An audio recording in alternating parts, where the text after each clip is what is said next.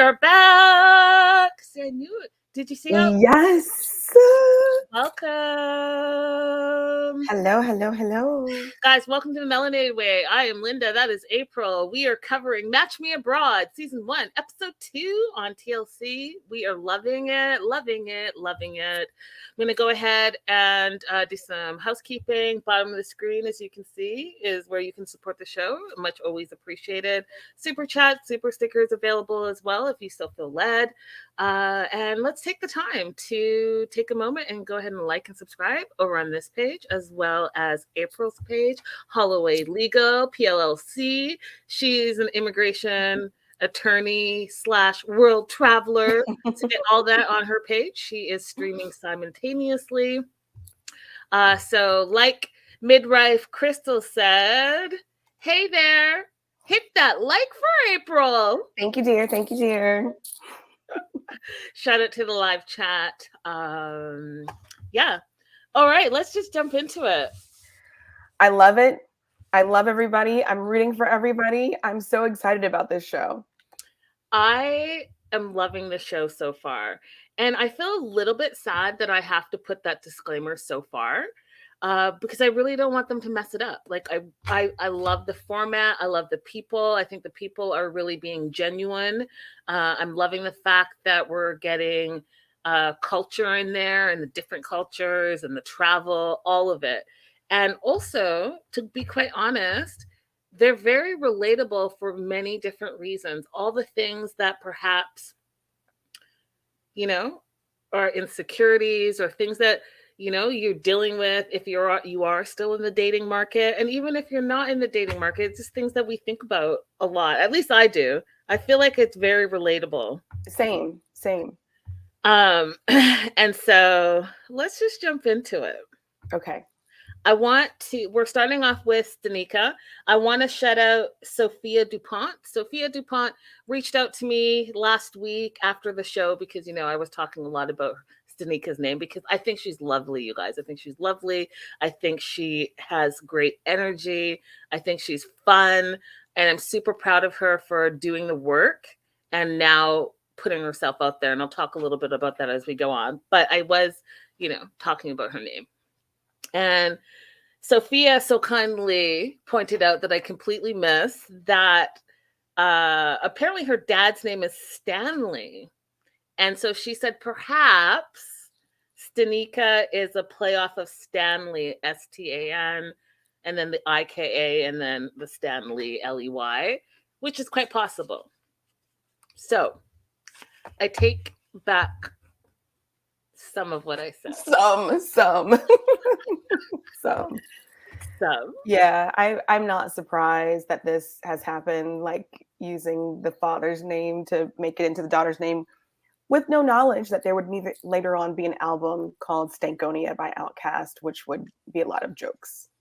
I'm just saying I still feel it's a little unfortunate, but if it's an ode to her dad, then, I get it. Yeah. I get it. Okay, so Crystal. Yeah, I have a sister named Theodora because my dad's middle name is Theodore. So interesting. Yes. I mean, I get it. Claim your babies, y'all. Your babies. Name them. Junior and the second and the third. All right. Okay, so Danica, 32, if you guys remember, straight out of Mississippi, Jackson, Mississippi. In school, I learned how to spell Mississippi by that rhyme, M-I-S-S-I-S-S-I-P-P-I. Yeah, I still remember it. Oh, that's not what I thought you were going to say. What did you think I was going to say? M-I, crooked letter, I, crooked letter, I, humpback, I. I've never heard that in my life.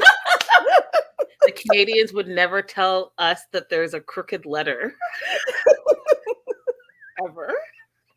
We'll have like etiquette class, but we're not about to say a letter is crooked. But I love that. You have to teach it to me. All right, so she's nervous. She's flying to Morocco. And you guys have to remember, right? She's never been on a date before ever in her life as a 32-year-old. She's never been in a relationship. She's never really left anywhere outside of Mississippi. And so she's going to have a lot of firsts on this trip. She's going to be going on her first date as soon as she arrives. She reaches out to her matchmaker, Nina. And let me make sure that I have a picture of Nina too to pull up for you. I do. So this is her matchmaker, Nina. So she calls, they do a FaceTime, and she's, really just nervous and kind of wants to get that nervous energy out and some reassurance, I think, April. But Nina's not giving her any information. And I was wondering what you all thought about this. So the way Nina does her matchmaking is that she doesn't share any information about the match. There's no pictures. There's no, like, he's 6 foot. She's 3 feet. Nothing. You get nothing. You show up for your date. She wants to see if there's an actual genuine connection. She feels like if she gives you any information or even a picture, that it can be deceiving and take away from that connection. What were your thoughts on that? I like it. I like it because it avoids, because we know Stanika has a little bit of a self-esteem issue. So it'll avoid her looking at the photo and then being like, okay, is this person going to like me, or they're too handsome for me, or, and she's not going to have a chance to doubt herself based on the picture or to reject the other person just based on the picture. She's got to go into a blank canvas. I like that. Yeah. I mean, I think that it does allow you to be more open to perhaps someone that you think that you would not. Do you know what I mean? Like with any of the dating apps, you're swiping on that first like 5 seconds. And, maybe the love of your life is someone that you didn't even spend 5 seconds taking a look at. April, go ahead and do that Mississippi thing, because apparently y'all know the song she's talking about. Crystal says, that's the only way I know how to spell it. Raydella says, okay, April. That's, like when I'm writing it, I have to M-I, crooked letter, I, crooked letter, I, humpback, I. What is, okay, so I only know how to do it. It is MISSISSIPPI. So crooked letter is SS. Uh-huh. And humpback is PP. Yeah. That is hilarious. That's so much more fun to say, isn't it? M-I, crooked letter, I, crooked letter, I, humpback, I. Yes. That's funny. Why are the P's humpbacks? And like, I'm not responsible for the rhyme. She's like, I don't know what the logic is, but it just I don't know. I just imagine like a humpback whale coming out of the water. Like, Carol, you and me both. You and me both are two of the people that are like, what? I like the crooked letter. Okay. I learned something new today, April. Every day with me, it's something new. I love it. So she's taking a lot of risks. Let's go back to Stanika. She's taking a lot of risks, and I have to tell you that I'm actually really impressed by her so far. And here's why. It does take a lot to go out of your comfort zone. And dating is hard and nerve-wracking as it is. And she is not only doing her first date abroad, she's going abroad for the first time. And what I really enjoyed about seeing her is that she's embracing the journey. She's embracing all of the newness and kind of like just going with it. And I don't think a lot of people, when things are different and new, are like that, especially when they're traveling, right? And I've had that conversation many a times with you where, the stereotype of Americans abroad is often like, where's the Walmart, where's the Target, and where's the McDonald's, right? And she's not doing any of that. What do you think, April? Yeah, I'm really proud of her. She is keeping her authenticity. Or at least it seems that she is. Of course, I don't know her. Right. But it seems that she is just going to be herself and have these experiences and just see how it goes. Yeah, so far so good. So she lands in Marrakesh, and you guys, what I wrote down as my note is literally what came out of her mouth. She gets off the plane, y'all, and there is this tall, chocolatey, beautiful skin driver with her name waiting to pick her up. I was like, this is my note. A black chocolate driver picks her up.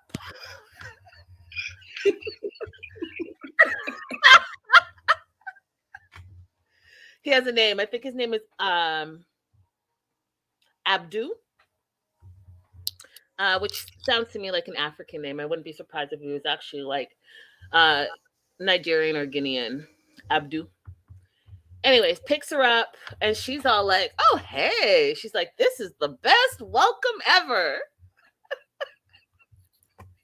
Crystal said, I said, okay, right along with her.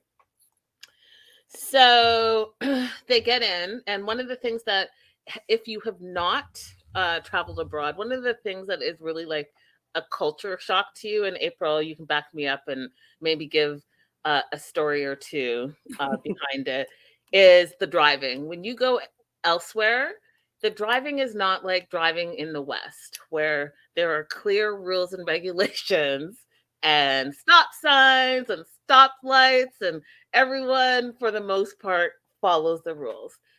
When you travel abroad, and a couple of examples I can give, when we go to Accra in Ghana, you know, we're all adults, but I've never driven there. And I've never driven there because the roads are the roads. There are no, like in the West, you have, you know, your white lines and your yellow lines that separate one side from the other. There is not that. You get in your car or your truck or whatever vehicle you've decided that you're going to be in for that day, and you drive. That's it. Like, especially like in Kumasi, I didn't see a red light for the longest time. I was like, you just go. And you got to remember, you're factoring in bicycles, motorcycles, big trucks, buses. And the buses aren't like, hey, there's like a bus stop here and we're just going to pull over. They will stop in the middle of the road. And you can be like, you know, right behind them. And you got to be prepared to stop because they're stopped and people are jumping off from the left, from the right. It's like a whole situation. So Stanika was like, woo, it is hectic here. She's like, oh, so hectic. You know, people just drive however they feel. And my note was LOL because that's true. And she's like, there's a car on my left, there's a truck on my right, and there's a donkey, and then the donkey snap, go, donkey, go.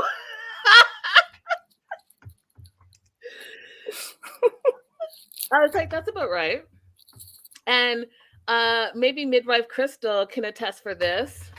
When I was in London, one of the roundabouts in England are always like so wild to me because the cars tend to be smaller there, in my opinion, and people drive really, really fast, but it's the roundabouts, right? You have to know when it's your turn. Because there's like a couple of roundabouts here in the US, but you can tell that people aren't familiar with them because they almost treat them like a four-way stop. Mm-hmm. You're not supposed to stop. You round about. What were your thoughts on that, April? It was really funny to me because I felt that way too. But, you know, I came to realize there are rules. I just don't know them because it's not my culture. I used to ride my bike in Mexico all the time, and I crashed into people a couple of times because I didn't know the cultural rules of who moves out of the way when the bikes are coming at each other. And after I was there longer, I started to understand that no matter how convenient it is for me to get over, the man on the bike is going to move out of my way. And I stopped crashing into people. Crystal says, I refuse to get a license here because of the roundabouts specifically. Yeah, they're no joke. They are no joke. Yeah. So,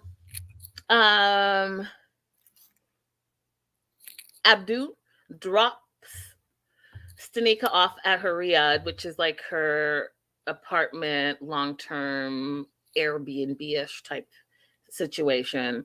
And I just thought she was super cute. Like, she got out, she was like so excited. She's like embracing the moment. And here's what was super adorable that I thought. She was like practicing her laugh in the mirror, getting ready. I was like, oh, she is so cute, you know? And the other thing that I liked, and you mentioned this off air, April, and it was a note that I made. First of all, I'm loving her outfits.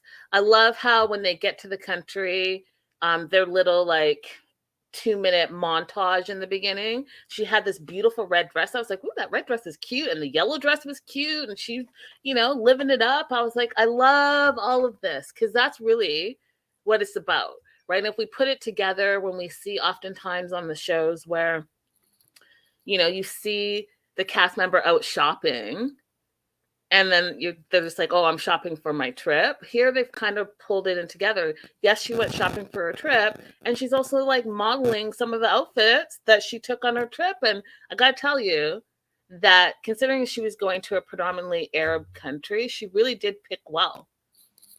Don't you think? And because she asked for guidance from her matchmaker, and her matchmaker was just like, wear whatever you want. So she did a good job on her own since the matchmaker didn't help her. Totally. So everyone's talking about the roundabouts. Carol said, I lived in London 2 years. Roundabouts outside the city are a great way to keep traffic flowing. We have them in SoCal now. Raydella says, I don't like the roundabouts. You know, I think it's something that you definitely have to get used to. And if you're not used to it, I can see how it can be a bit challenging. So my note says, I'm just proud of her. She has a lot of firsts. And I love the fact that when she went to meet Nina, she was like exploring, because, you know, oftentimes people who've never traveled or have limited travel experience, they don't want to explore by themselves. Like they want to have like a guide, or they want to have someone like take them. Like look at Nicole. She spent months and months and months and never left the apartment, right? And not only being jet lagged and traveling halfway across the world, Stanica was just like, let's do this. She hyped herself up, gave herself a few laughs in the mirror, and off she went. And I just thought that that was a great way to be. Yes, good approach to life. Absolutely. So she meets her matchmaker, Nina, in real life. And, you know, she's like, I'm jet lagged, I'm nervous, I'm excited. And I feel like Nina at this point was trying to figure out, like, what is it that you are most nervous about? And one of the things that she knows about Stanica, is it Stanica or Stanika? I think it's Stanika. Yeah, okay. One of the things she noticed most about Stanika is that she's building her confidence and her self-worth. And she has that weight loss journey and story behind her, as well as, like we talked about in the first episode, she's also done the internal work, right? And so she's continuing to work on herself. And part of that is building her confidence and her self-worth back. Now, here's something that I knew was going to be super controversial. Would love to know what you guys think in the live chat. If you guys are watching the replay, let us know in the comments. April, Nina says, and I quote, American men don't really know how to take care of a woman anymore. Arab men are loving. They spoil their women with attention.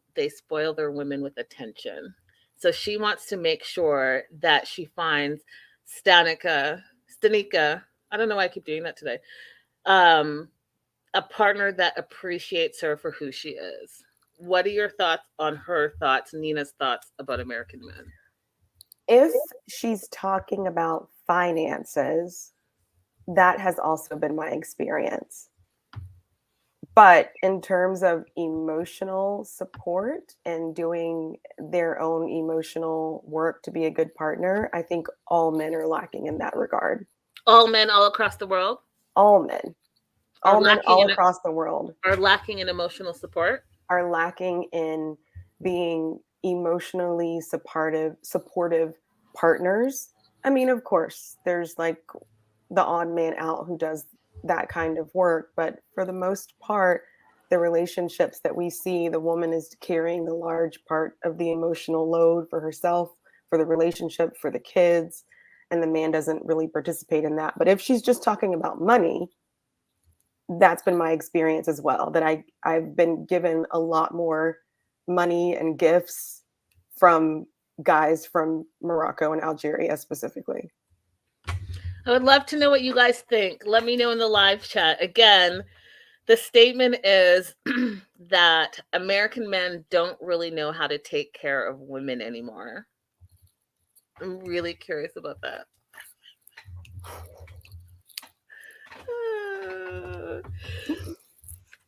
But that's what she says. And I have an opinion, but I'm going to wait. I want to hear what you all have to say first. I want to hear yours. I'm going to wait a minute. So all we know about Stanika's date is he's 41. Nina says that he's handsome. He's 6 foot. He's a tour guide. And his name is Nordy. He wants to find love. And here's for me where the red flag started waving just a little bit. He loves American culture and he wants to move to America. And my note just says red flag. Why did you think that was a red flag?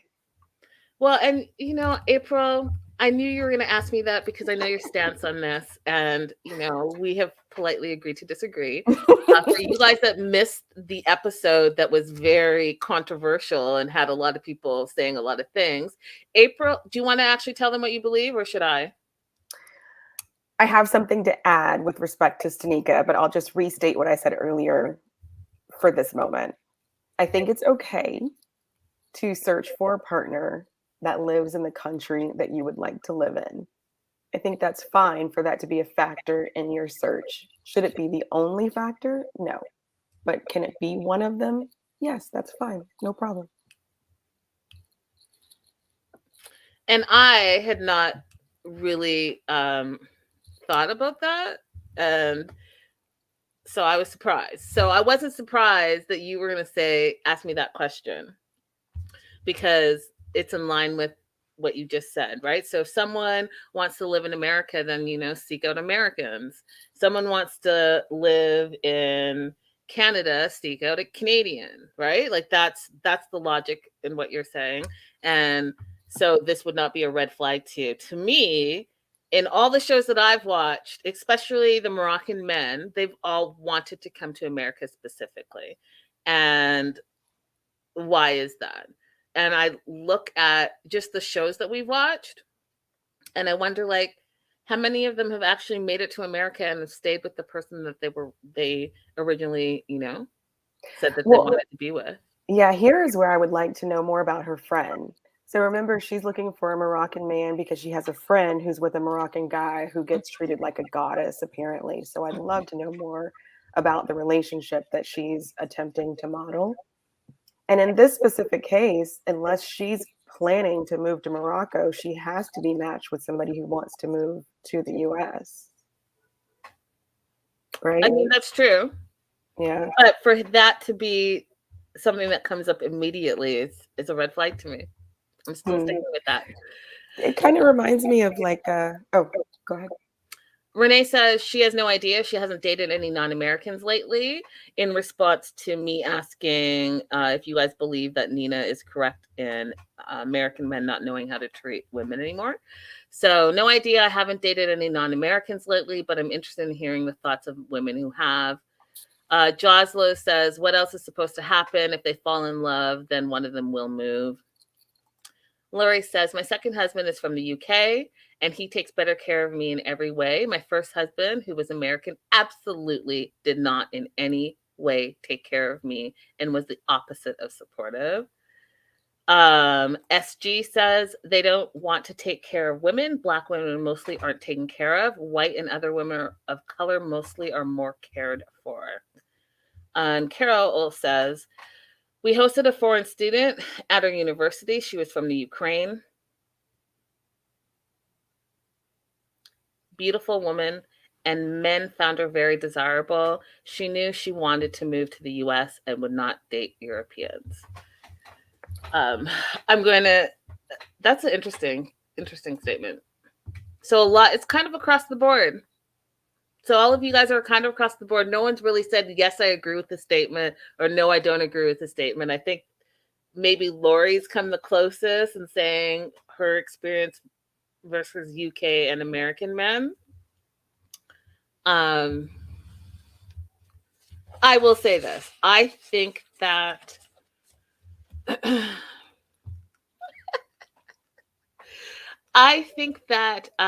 it's harder to date in America because of the fast pace and everything that goes on in America. Like, I just feel like there's so many options. You know, there's dating apps and there's clubs and bars and everything and anything, pop-ups and all the things, but like people are not really interacting in real life.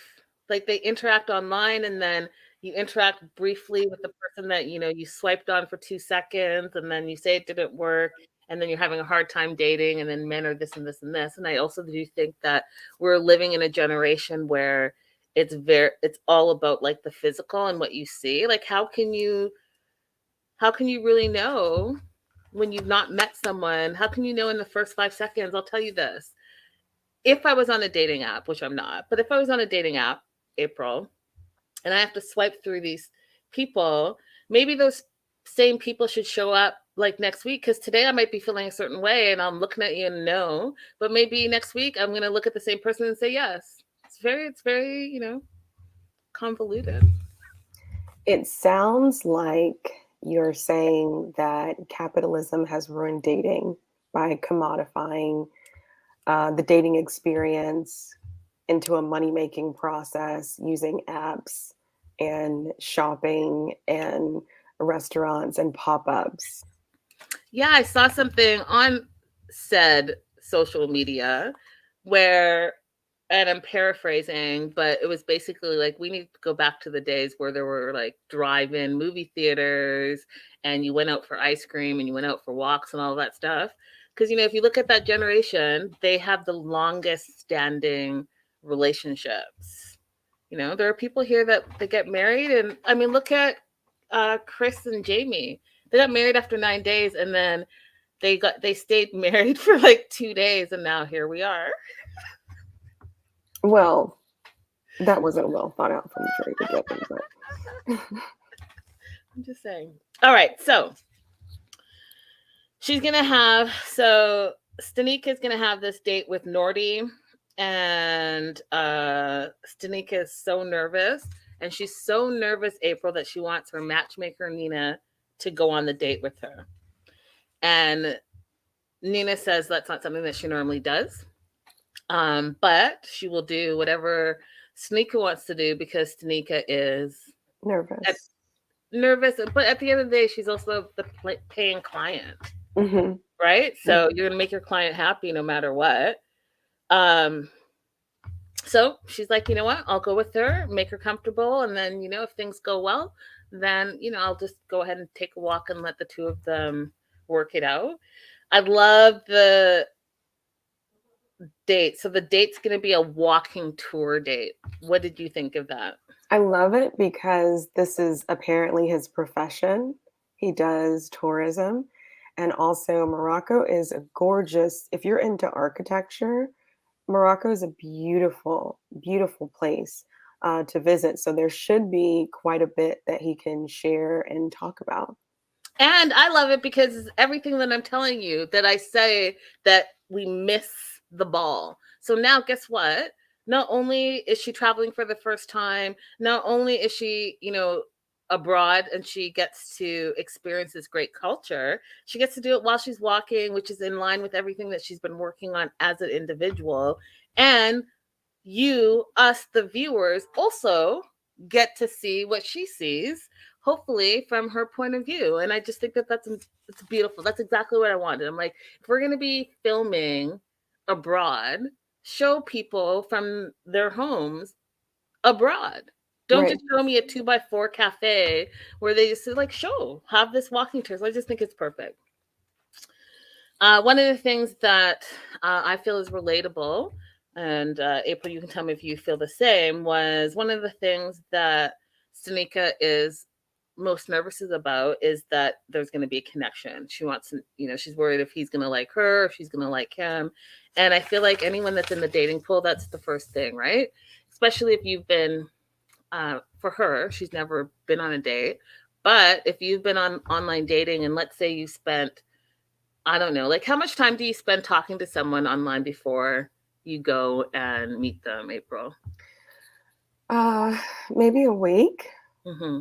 Unless they want to move a little bit faster, that's okay with me if they want to meet in person faster, but no more than 2 weeks.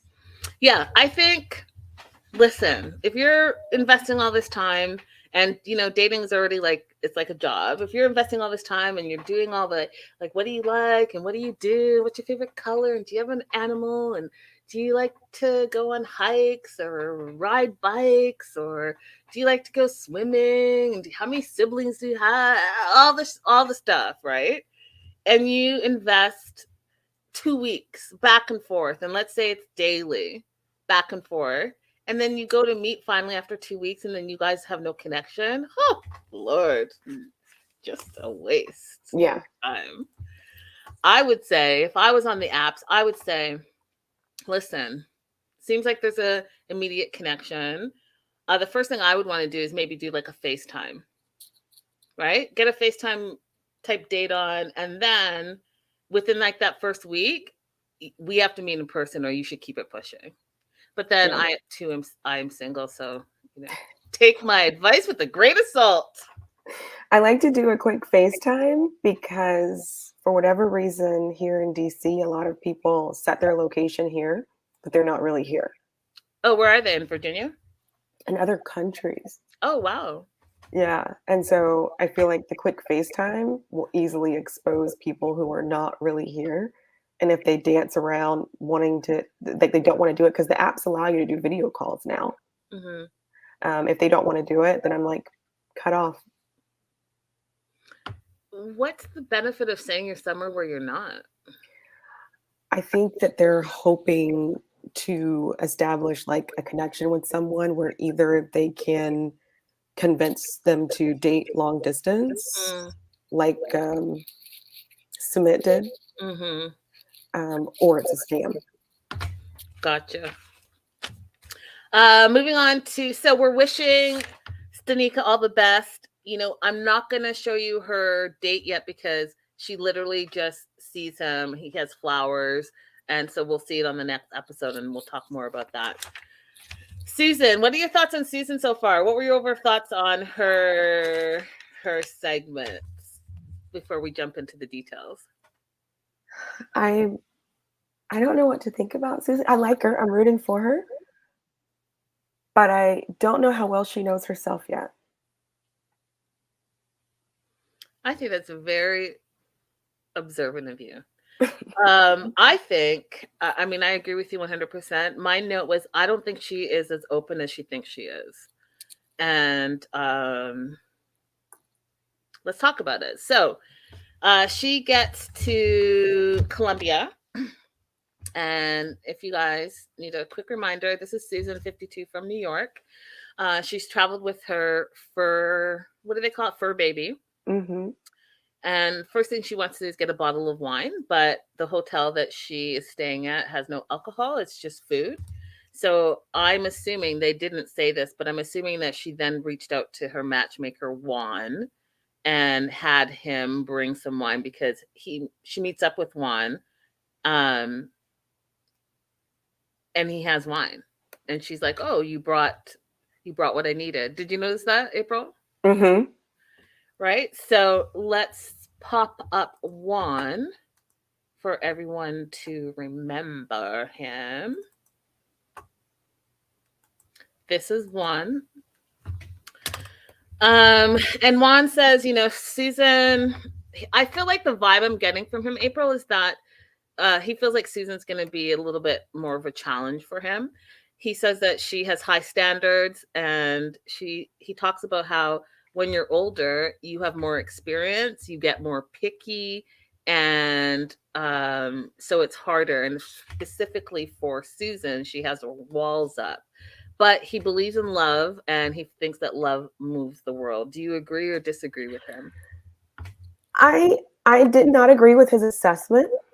But I said he's got the answers to the questions and I don't. So maybe he knows something I don't know. But I don't reading down the list, he made that it seemed like they were suggesting that her list was too exclusive, and it really wasn't. You didn't think so? No. I felt like her list was pretty basic. She could have gone more in depth on what internal things that she wanted for her partner, but he was just like, malleable. What does that mean? Sir, look it up. You're the matchmaker. We'll get to the list because I wrote it down, and I may have a different opinion than you. But Susan even says that she knows she's difficult, but she is looking forward to her first date that she's going to be having tonight. And her date is with a gentleman named Miguel. He is a mechanical engineer, and he's 43 years old. Now, Juan says that Susan has a big list of things that she needs. And in her list, right? And I feel like I remember, like, there must have been a book years ago where the book said, like, for women to write down all the things that they're looking for in a man. And I think that that's what she subscribes to. Or she was asked on a questionnaire, what is it that you're looking for? So on her list, she's looking for a man that is handsome, empathetic, thoughtful, listens, is a Christian, is funny, is charming, loves to explore, is malleable, verbally and action. Emotional vampires need not apply. And then, hold on.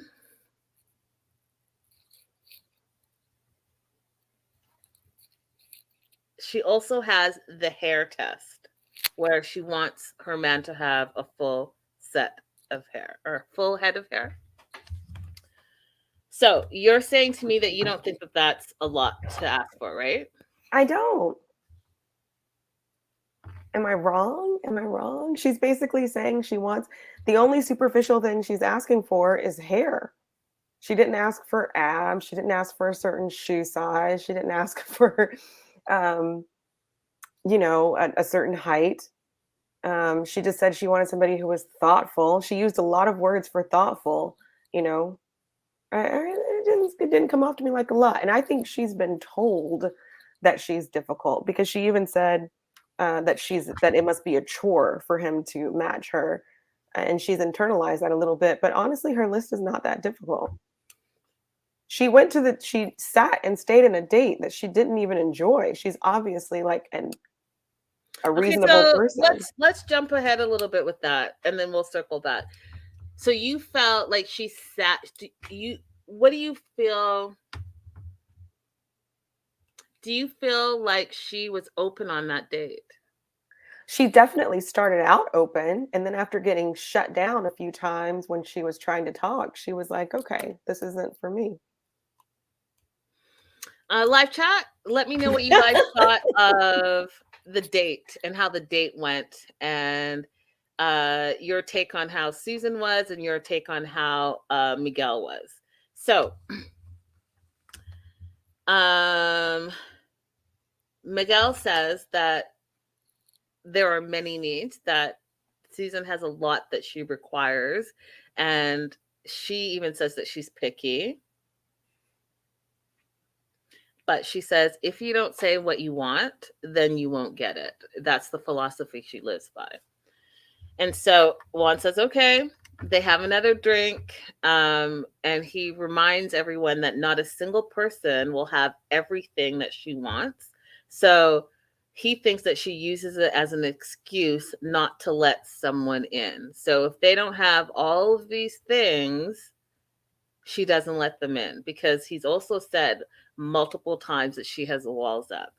And I feel like we also should remember that, she was married at 23, divorced by 26, and she's yet to be in a relationship since then. And now she's 52 looking for love, right? So in my humble opinion, I think that there has to be a bit of truth to what Juan is saying. And Juan is trying to help her explore whatever those walls are so that he can take them down, or help her take them down, or guide her because I think that what she thinks she's putting out there from an outside perspective is not what is being translated. Renee says the date was awful. Carol says Miguel isn't going to like seeing himself on TV. He did not come across well. He did not. And Crystal says Miguel can't read a room. Miguel would talk over the room. Renee says, I think the bigger question is she offering all the qualities she's asking for? And Lori says the date was awful. Susan seemed like she was trying and then just got tired of not getting a word in. So, here it is. Perfect. So it's date day. And one of the things that is having Susan kind of second guess is she says, does she trust Juan in his process, right? Like that's one of the things she's struggling with. And I feel like that's a little bit of like because you're giving control of your love life over to someone that only knows you from what you've said, right? So that's going to be a little bit of a balancing act and a trust act. Do you agree or disagree? Oh, absolutely. Right? And okay, also, just a side note, she traveled with her fur baby and just, she's going on a date, so she left the fur baby in the hotel room. That's it. I don't have anything else to say. I just wanted you guys to know that was happening. Because I'll just leave that there. Juan says that Miguel is wealthy, attractive, educated, well-traveled. He passes the hair test. And so he really is using Miguel as a starter point to see if Susan really knows what she wants. When she says, all the things that she listed about thoughtful, empathetic, handsome, hair, all the things, if those are actually really things that are important to her, he has a lot of the qualities. So he wants to see, if you say you want this, here he is.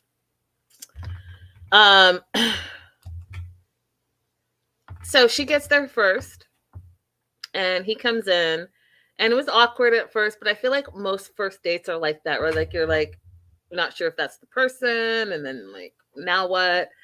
But then they sit down and my note says he cuts her off a lot. So he asked her one question and the question was, what do you do? Right. And she talked about hedge funds and engineers and managing engineers and all of that stuff. And then I guess he took that as a segue because he is a mechanical engineer, but he's also like a money person or whatever. And anytime she tried to like put a word in and try to talk, he cut her off and talked about himself. He didn't listen to what she said either.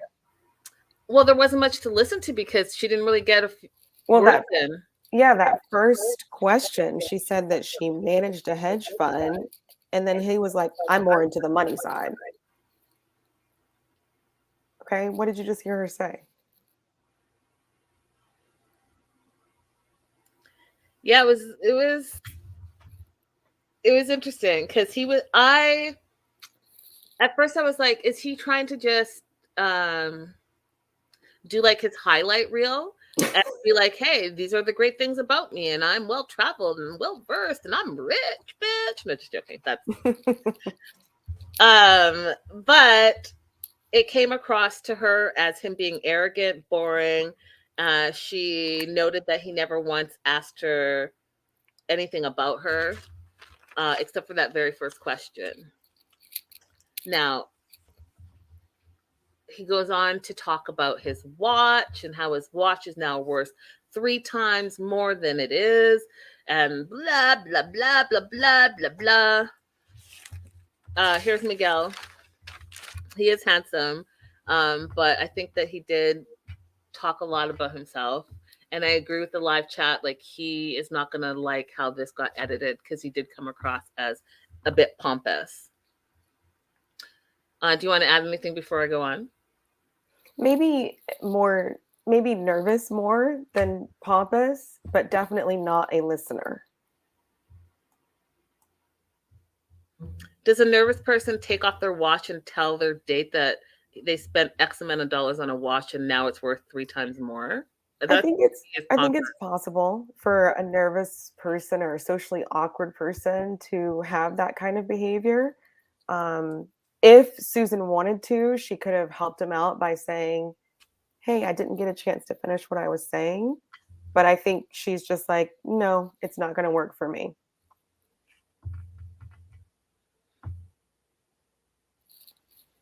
But yeah, if you're nervous or socially awkward, you could do all kinds of weird stuff. I don't think that's him personally. I don't think that he came across to me as being nervous. He came across like, hey, I'm a catch. I am wealthy. I got this expensive watch on. Let me go ahead and order for you. Now, listen here, y'all. I'm about to go off on a little bit of a tangent. There are 2 things I'm about to go off on, and let's talk about it. First thing, April, do you eat meat? Yes. Okay. For those of us that eat meat, how do you order and cook your steak? Medium rare. So let me know in the live chat. If you eat steak, how do you make or order your steak? This is a real question. Okay. So I did agree with her assessment, right? Like first time, first date, you want to see if there's a connection. And you don't want to have this elaborate dinner where you have to sit with the person and talk and go through a whole meal with them. Maybe you have some tapas, a few snacks here and there, maybe a drink if you drink, and you keep it pushing. And then if you feel like there was a connection, then you move on to the next date or plan the next date. But here, okay, so we have medium rare for April, medium rare for Carol and Peggy and Renee, and medium for Raydella. I agree with all of those statements. I personally feel, and I'm being super dramatic here, but coming from a family who has a lot of culinary artists in the family, ordering a steak well done is like a red flag. If you are so well traveled and so educated and like, well done is basic. So you can't date someone who like has a poor palate or puts ranch on all their food. Did you say ranch? Yeah. Oh my God. Okay, so again, people are gonna come for me.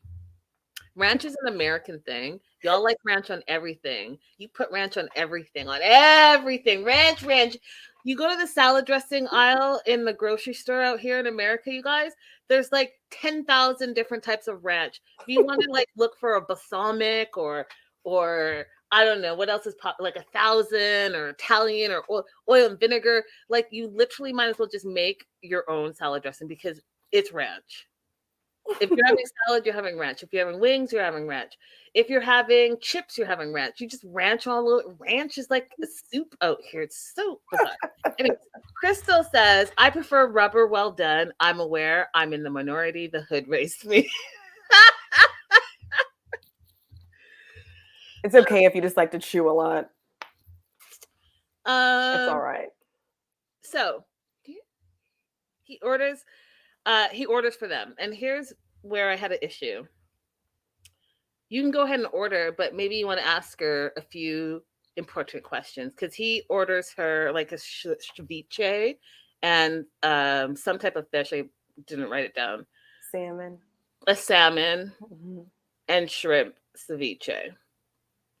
Do you know if A, she eats fish, B, if she eats shellfish, C, if she has any allergies? Did you ask her that before you just were like, hey, this is what I'm going to order for her? Because I didn't see that. Did you?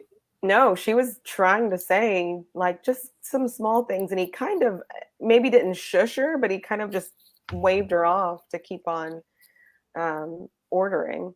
Now, when they have these kind of meals, does the production pay for it or he still would pay for it? Production has rented out that whole space and people in there are either real customers that have said, yes, I'm happy to be on camera and have signed a waiver for their likeliness, or they're a bunch of extras. But the food is real. The food is prepared ahead of time so that when, like, the kitchen would have known that this is exactly what he was going to order, and then they bring it out. But it's already paid for by production. Yeah. It's like maybe he was making the most of his free meal. I mean, that could be it. For sure. So Susan is not really feeling Miguel. She thinks he's dry and opinionated, and she definitely feels like it's not a love connection. And she goes and she's like, I'll be right back. And she spends like 10, 15 minutes in the bathroom talking to the production, telling them that this is not a love connection, how she can get out of it. She's having, you know how Nicole was in the bathroom, but having a full-on conversation with production? That's exactly what she was doing here. Susan was doing here in this situation, which I thought was hilarious.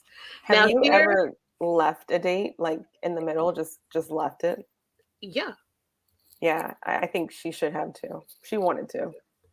I have done that more often than not. One time, April, I show up at the date and it's a midday date, right? So I was shocked about this. I mean, and I'm not against day drinking, but like what I'm not about to do is show up and you're wasted. This dude was so lit that I was like, what is happening here? So I get there and it's a cute spot, whatever. It's the middle of the day. I'm more like casual, like let's go with the flow thing. He had a full-on suit on, which is fine. And he had a martini in hand.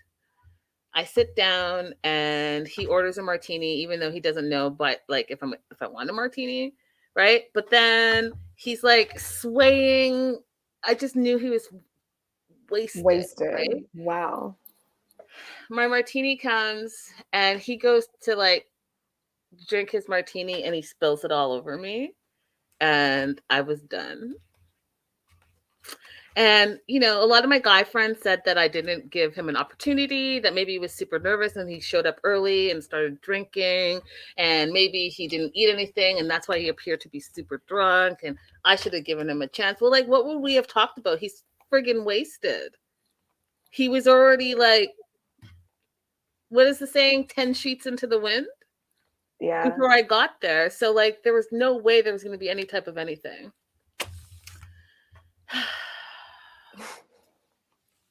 But good on her for trying to stay and stick it out. Well, she was really trying to escape, but I think the only thing that kept her there was the cameras.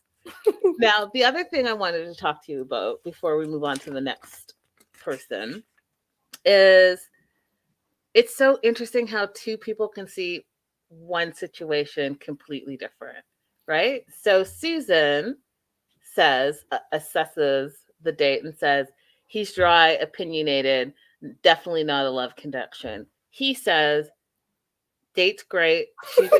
She's a cutie. They have a lot to talk about.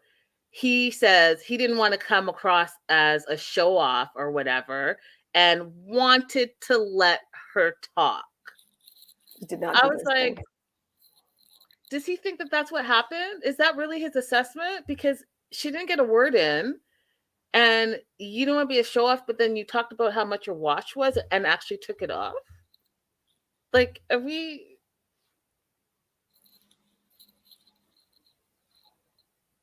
Carol says he was being gracious. He was being gracious. He didn't listen to the one question he asked her. He didn't listen to the answer to it. And then she showed this is a pet peeve of mine. When you're a woman and you show expertise in something, and then the man still insists that he must teach you about that thing, that is a pet peeve. She showed expertise in watches. She's very interested in watches, and he still proceeded to try and teach her about the quality of his watch. She just said, she knows watches. Yeah.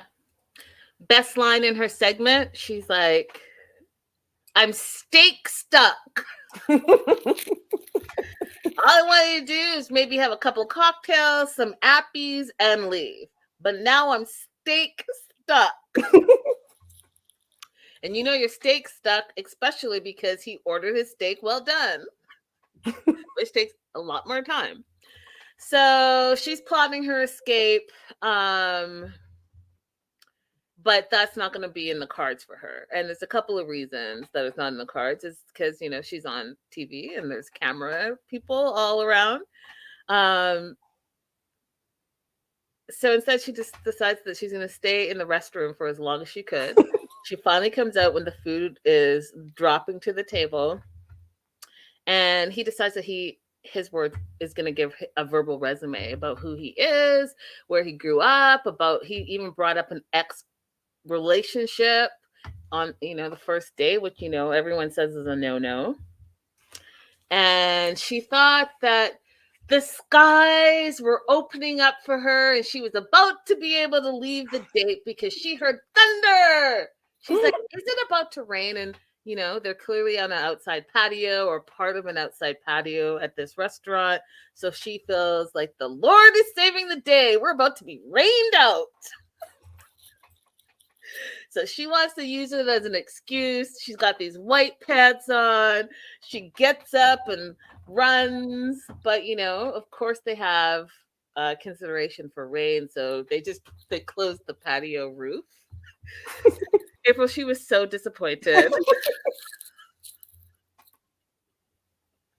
She was so disappointed. She's like, I'm gonna have to wrap this up myself. It's not an act of God. It's not Mother Nature. None of this is working for me. She's steak stuck, y'all.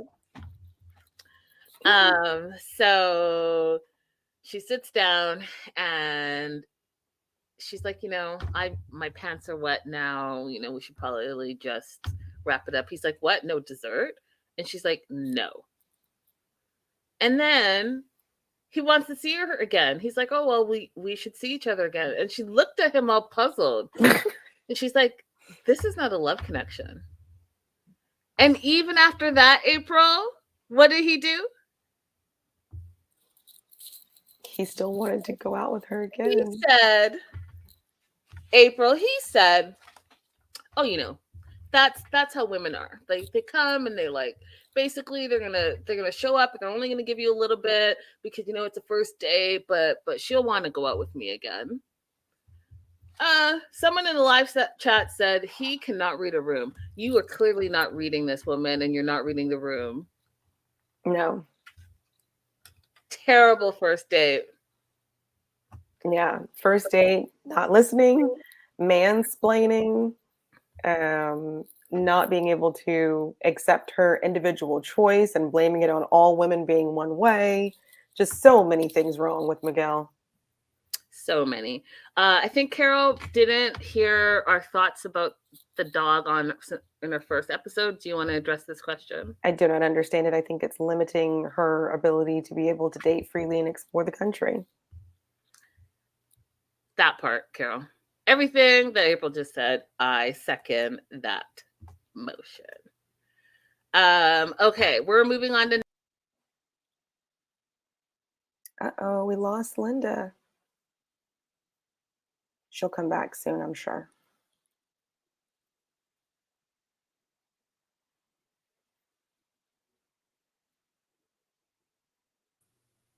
Yep, there she is. Yeah, I don't know what I just did. I was trying to hold on now, you guys. I was trying to get over to Natalie, and now I have to do something else.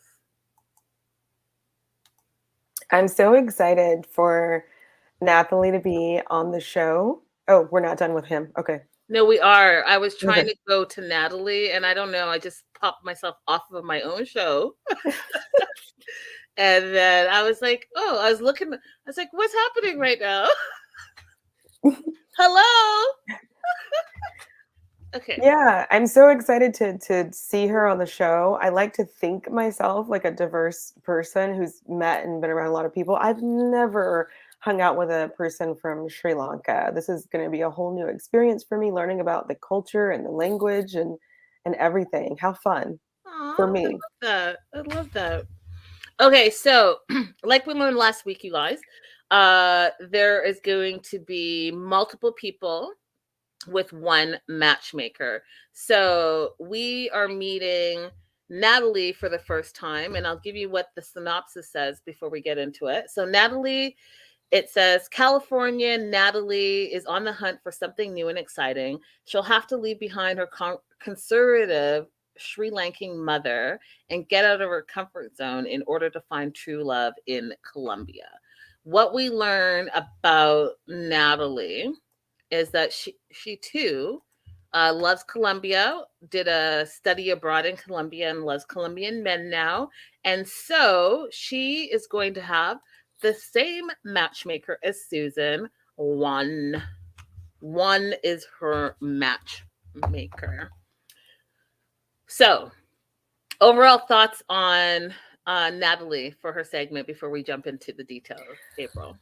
Open, honest. It seems a great relationship with her mom.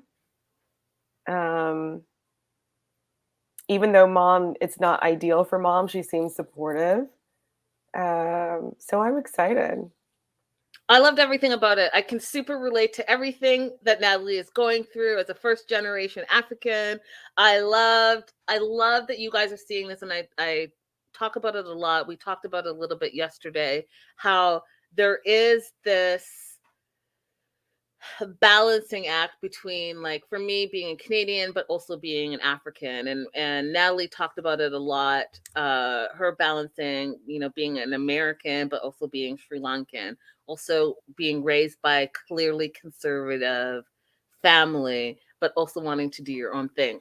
For me, she's super relatable on so many levels, and I'm excited because you and I often talk about culture, and I give you, like, you guys little snippets on how I was raised and what my personal culture was like. And so I just find it super relatable, and like all of it, down to like her going to UC Berkeley and like my family having a whole intervention because I was supposed to do the whole law thing and law school, and I'm looking over here like you guys can see on my boat, but you can't. So all of it. So Natalie, 25. I've never heard of this, so I'm not sure if I'm going to say it correctly. And I could have looked it up, but I didn't have enough time. Is it Menifee, California? Oh, I don't know. Menifee, Menifee. If I'm saying it wrong, you guys look it up. But you guys, I'm sure someone will tell me. Y'all like to correct me, and I'm all for it. But she's from California. I'm assuming it's a smaller town in California. She went to UC Berkeley. She's now applying to go to law school, which is right up the alley, you guys, for every single immigrant family. Okay, I'm going to tell you this. Every single immigrant family, you have a choice. And I'm going to tell you what the choices are. You can either be a lawyer, a doctor, or engineer. Pick it. Your life trajectory, that is what they want. And when you go off the life trajectory, you have issues. And it's a whole like, ooh, let's get through this maze. Anyway, she loves life. She loves doing wild things. She feels like she's a little bit crazy, a little bit rock and roll. First generation Sri Lankan American, raised in a very conservative view in life with her family, and she's torn between two worlds. Then we meet her mom, and her mom and her have obviously a very close relationship, but her mom is definitely into the whole pre-arranged marriage and has been setting her up for some time. Her mom thinks that the last man that she found was her, quote, best match, because he was well educated, he was tall, and everything was fine with him. What we learn here, which we can also apply to Rishi in the other way in his family, one of the things that Natalie's mom was concerned about and is concerned about is that not only are you marrying this person, you're marrying their family, and you want to, for them, they want to make sure that their families mesh. Everything is equal in the family so that the families are part of this whole situation. And so that's why the mom feels like this last match that she made for Natalie was perfect, because he's all the things. He's educated, but most importantly, his family and our family get together and connect and are relatable. Natalie feels like her mom dominates her dating life, and the biggest thing, like I just said, for her mom is that whatever she does in her dating, it has to meet the expectation of her family. And they call it proposals, but Natalie said basically it's like arranged marriages. So you get a picture of someone, and she says, you're told, here's a picture of a guy. Do you like him? Do you like him? You like him? You either like him or you don't like him. If you like him, then you get the proposal. The proposal basically is like, you get together, you say yay, and boom, you'll be married by next week. I'll say a little immigration thing here, just in case somebody in the replay sees it. Yes. If you go through one of these kinds of marriages where your family presents you the person, you marry them, then you file a petition for them. If it turns out that some of the information that was provided for their background was not true, that is not a basis, immigration-wise, for you to withdraw the application. Okay? It happens more frequently than people like, obviously. If the paperwork's already been submitted, the first residency's already been approved, and you find out that person didn't really have a degree, they don't really have the work history to be able to get a job once they get to the US, it doesn't matter. I've had so many consultations with people who want to withdraw, like get somebody's residency snatched from them when they found out about the lies. It's not possible. There you go, you guys. Know what you're getting into. And so this last guy that the mom matched up with, she just really felt like she didn't have a connection with him. She keeps telling her mom that, but I don't think her mom is hearing her, right? She's like, I just did not connect with him. The mom's like, but he's perfect, but I didn't connect with him, but he's perfect. Yeah, that's because mom is like, romance is not everything. So mom is not taking into account that factor when she finds the matches. Like, Natalie's obviously okay with somebody matching for her, but mom's not listening to what she wants. Yes, because mom is factoring all the things that mom thinks is important, right? The stability, the education, the looks, the social status, the family. And Natalie's like, dude, we need to have a connection. I need to be attracted to him and connected to him. And that just doesn't seem to have been happening. Now, one of the things I think that is interesting is that she herself says that she's never dated a Sri Lankan man, but she did travel abroad like Susan did and went to Colombia on a student exchange, or you guys call it, what do you guys call it? For a study abroad. Study abroad, yeah. For a study abroad. And so she went to Colombia. She loves Colombian men from that trip. She says they are sexy and confident.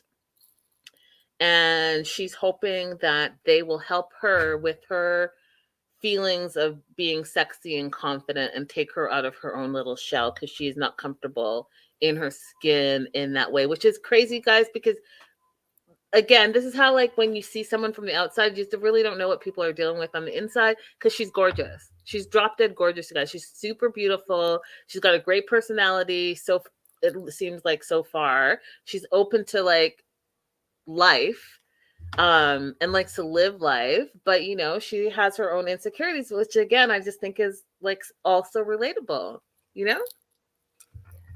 This is because I grew up in like a strict Christian culty background. This is like so typical. Like, it's so typical to see girls who are so beautiful that I grew up around, and they don't feel like they're sexy at all. They don't feel like they're pretty even sometimes. Yeah, it's just very interesting. And then April, there was this weird little, and all I put, this is my note: booty bidet clean. Super random. Don't you think that whole little 2-second segment was random and came out of nowhere. Yeah, I wanted a follow-up question about exactly what that meant. Like, Yeah, what has she experienced or what right. has she seen And what that and what's the backstory on this? Why was that just like a one sentence with no backstory? Because Yeah, my mind went all the way left and all the way right. Like there was a lot in between, y'all. I was like, this could be a lot of. It could be sexual, it could not be sexual. It could be like a specific like um OCD thing. Like there was a lot. It was random, and yeah, guess what? We didn't get to find out. we didn't. She had another throwaway sentence earlier that we didn't get more information on. She said she hadn't dated a Sri Lankan guy because there were too many expectations. What expectations? I want to know more about that, Natalie. Hmm. She too went shopping for her trip to Colombia. She went with her mom. And her mom is being open to her going to Colombia, but I feel like her mom is like, yeah, go to Colombia and do whatever you got to do, but like you're not going to stay in Colombia because that's not our plan. And you can go and think that you're gonna get this matchmaker, but this matchmaker doesn't know us. He doesn't know our family. Matchmaker doesn't need to know your family, just needs to know Natalie, mom. And so the mom gives like the whole lecture about life is not all about romance. And so she wants to make sure that when Natalie goes and gets matched up with someone, that she's not just romanticizing and using that solely as the factor of the man that she wants to be with. She's like, don't do everything your way. You need to think about your parents too.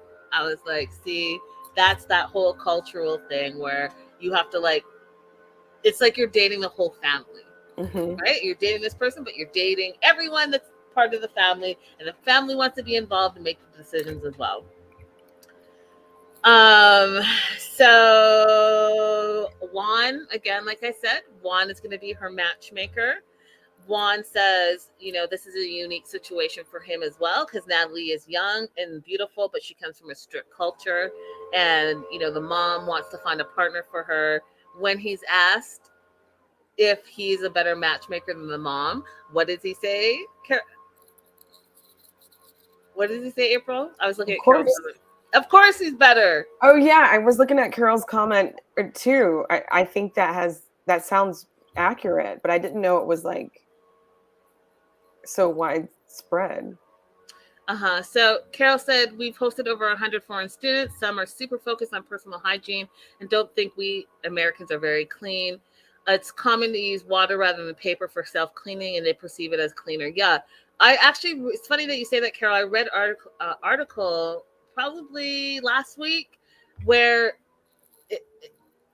it's like 70% of the world uses bidets, and it's like the West that doesn't. So more people use bidets than paper for cleaning in the world. So that being said, Juan is all about taking Natalie on as a client. And he thinks that he's going to be able to do a better job than her mom.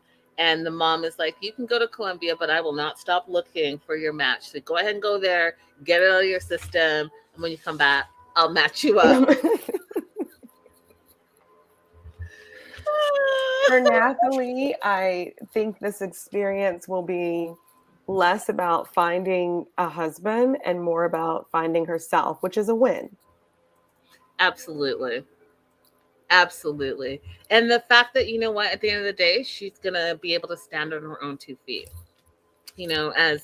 As someone who is considered broke the family, because, all my family is in one location, and, they have all the things to say about all the things. It will be important for her to, like you said, find herself and find out, you can do it on your own, and you still can be very close to your family. You could have both.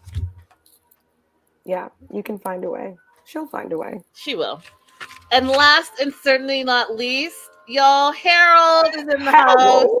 Harold. Oh, Harold. That's all I kept saying all episode. Oh, Harold. Now, Katarina is Harold's matchmaker. What were your overall thoughts of his segment, April? I'm going to enjoy watching this, but it's going to fail. He's going to fail? He's not going to find his match? I don't think that Katarina has shown herself equipped to find a match with him, and perhaps she wasn't given the right information to even make a match for him. This is going to be, all I'll say, you guys, is buckle up. We are in for a ride, and it is going to be bumpy. Oh, Harold. Okay, so he's landed in Prague. He feels great. He feels a little bit tired, though, but he's energized because he absolutely believes that he is going to find his wife. So much so that he believes on his first date he's going to fall in love. He just absolutely knows, as a matter of principle and fact, that his wife is in Prague. Now, as you see, the suspenders, I feel, April, are going to be an issue at some point because they were brought up in the first episode and they were brought up again in the second episode. And, they don't do anything that doesn't, like, they just don't do anything for no reason. So they're forcing us to make sure that we remember about his suspenders for some reason. Linda, look, the man said his waist is shrinking and he needs to wear his braces. He did say that. He said a lot of things, April. He said a lot of things. So what was interesting about this too is with the other two matchmakers, we see that maybe their matchmaking agency is either bigger or they do things differently because they had representatives pick up their clients. But in Harold's situation, either Katarina is more hands-on or maybe her operation is a little bit smaller. Regardless, she's the one that picks them up at the airport. And her first impression of him is that he has a boyish energy and she feels like she's welcoming her younger brother. And she feels like she's going to have to look after him while he's in Prague. One of the things that I was kind of proud of him, April, is that, it looks like for the 3-week stay, he traveled light because she was surprised on how little luggage he had with him. And they get in her car. I don't even think it was a ride share. I think it was her car because she was driving. And he talks about how he hopes to meet his true love. And she hopes that he meets his true love because she really is, what did she say? Romantic at heart. But she also acknowledges that they're going to have a lot of work to do. And I was like, that is the understatement of the decade. Yeah. So,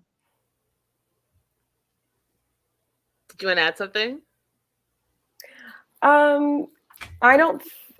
Maybe I'm wrong. I don't think that he interpreted her first comment correctly. I thought when she said he had a boyish energy that she was talking about the way that he carried himself, but he interpreted it as like how healthy he was. Yeah. So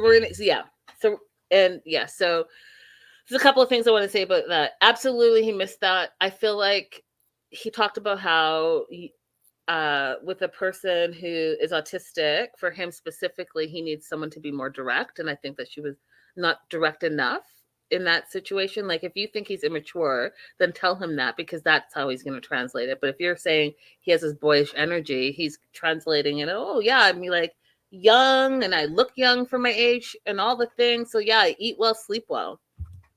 So I'm disappointed in that, and I'm wanting some confirmation from her, because she did say in the first episode that she has experience with autistic people and dating. So, like, I need some clarification for sure. So she says that she's hoping to find Harold true love if he's open to her suggestions. First suggestion or first comment she makes is his impression. He comes across as a young boy, and she says to him that he doesn't look his age. So if she was trying to say you come across as being immature, then she should have said that, because as soon as you say young boy and don't look your age, I would think the same thing. I would think, oh, you think I look, young and fresh. Cool. I eat well, sleep well, which is what he says. Yeah, her language has to be much more precise. Second thing, her recommendation is that she's like, how tall are you? And Harold says he's 5'8". And she's like, are you really? Because you look to me 5'6" rather. And then he says, I'm getting older, so maybe I'm shrinking a little bit. Did you believe that, or do you think he was lying, April? I don't believe that. I think that he was lying and that he knew he was lying. Facts. Facts. That's what I think too. Now, this was the line of the episode for me. It was the line of the episode for me. And I loved it. And this is the line that Katerina said. If a man has strong charisma, he can be as short as Napoleon, but tries to tell me the truth. So go ahead and be a shorty, but you can't be a shorty and a liar. Right. You can be a shorty with a great charisma and attitude, but you can't be a great attitude and short and be a liar. Right. But he's probably watched these shows and is like, well, and lied about his height. Right. She goes on to say, if you lie to me, then it's just not a good look, because if you're lying to me, then you're going to lie to your future partner, and it's just not going to work out. So you have to be open and honest with your matchmaker, because if you're proving to be a liar, then she's not going to be able to match you up appropriately. And the third, and something that I continue to say, there's a reason that they keep bringing up. She asked him, do you always wear these braces like this? And he's looking at her like, what? Oh, suspenders? And she's like, well, in the West, you call it suspenders. We call it braces, but yes. And then he says, yeah, because my waistline is shrinking. But again, I didn't believe him, April. I don't think it's about his waistline shrinking. I think that he likes his suspenders. He likes these braces. He likes this look. I think he just likes it too. There's something about it that is comforting to him. Yeah. And he should just say that. Yep. Absolutely. Josla says, I thought she was going to take him clothes shopping for a makeover, but I saw in the preview he was wearing his suspenders in the paddle boat. And she'd already expressed concern about whether he was going to have proper clothing. So maybe her comment about his suitcases was actually more like, do you even have like good dress clothing to wear on your dates? Could be. Really could be. Crystal says, I mean, belt exists. But what fun would that be? What fun would that be, Crystal? Katerina says, and I don't think I pulled her picture up, just a friendly reminder so that we are all on the same page. This is Katerina. Katerina says Harold's going to be a challenging case for her, but she's here to support and guide him if he is open to it. I think that is really going to be the challenge for both of them. I think that, yes, he indeed is going to be a challenge, but it's going to be a challenge for her, especially if she wasn't as truthful about working with autistic people before in a dating environment, right? Like, you can't just think, in my opinion, you can't just think that, oh, I'm going to baby handle him and think that that's going to be enough. You're going to have to be very, very direct. You're going to have to mean what you say and say what you mean. And you're also going to have to tell the people that you match him up with that this is what they're walking into and how they're also going to have to be in order for him to clearly understand and connect on a proper level. Do you know what I mean, April? Exactly. Is that making sense? Exactly. I mean, it's the way that we honestly should be with everybody, to be like direct and clear. But he really needs it. He really needs it. he's got his money in this and his heart in this, and should provide him the service that he's paying for. I am looking forward to all the dates, you guys. I cannot wait to see what these dates look like. Like, honestly, I just can't wait. I can't wait. Look at Scandalous. Oh, Lord. Scandalous said on the bright side, he wasn't wearing a leather trench coat like 90 Day David. Scandalous comes in and just drops these bombs, and they're always so hilarious. So I'm really looking forward to the dates. I'm really looking forward to meeting. And you guys, again, we have not met all of the cast members. I think that there are 2 or 3 left that we're still going to meet. Or top hat. That part. Caesar's top hat. Oh, Lord. Y'all are victimizing me. We've sent like the worst dressed representatives from America to the Czech Republic, Ukraine area. Guys, I'm loving the show though. Overall, I'm loving it. I feel like it's a breath of fresh air. Oh, hey, Clara. Hey, girl. Hey, I'm so glad that you caught our live stream too. Hello. But we are wrapping up, Clara. So next time. You guys, make sure you like and subscribe over here at The Melanated Way, as well as pop over to April's page, who is streaming live with our show right now as well. Holloway Legal, PLLC, and let's do something fun before we end out the show. Okay. And I'm interested. You're interested? Yes. Love it. Okay, let's do something fun. Here's what we're gonna do, since this is a dating show. And we're following people. Wasn't it a goldenrod shirt? Oh my God, you're so funny. Okay, so it's a dating show. And we are, as I've just popped in my head right now, so we're going to go with it. We are going to go on a dating journey. And I'll write it down so that we can refer back to it week to week. Okay. So it's going to be Linda's list versus April's list. And we are going to be kind of like Susan, and we're going to list out what we look for in a partner. And we're going to just name one thing each time. And then at the end of the season, we'll tell everyone our list. And then I'll see if I could bring we could do like a bachelor type show. I'll see if I can bring some people on, and we'll see. I'll figure it out, but it will be fun. Okay, so let me find a clean page that I haven't used. I'm already done. I wrote my word, which is also a person. Okay. Linda and April. Okay. I'm going to call it our lovers list. All right. What's your one thing that you're looking for? Jadena.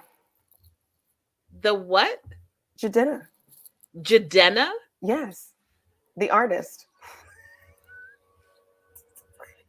Oh, Lord. I already regret this.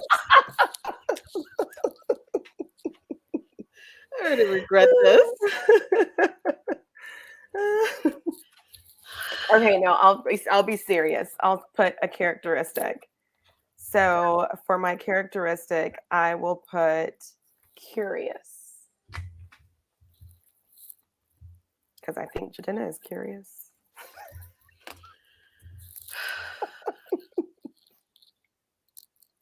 He is, Crystal, isn't he? Yes. Okay. Your breakfast, your lunch, your dinner. Ooh. Oh, God. What was happening? I feel like we were almost out of here and I had to have this idea, and now we've just gone off the rails. Okay, so my word is going to be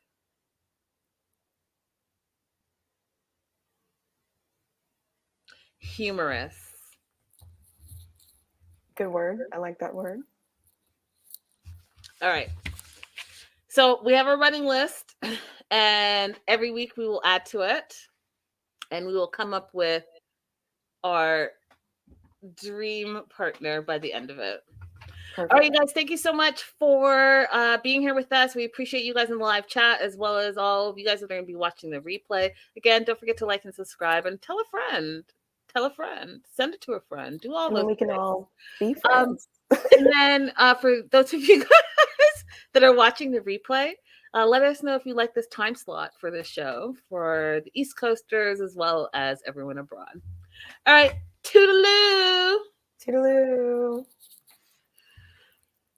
M-I. Crooked letter I. Crooked letter I. Hump back. Bye, guys.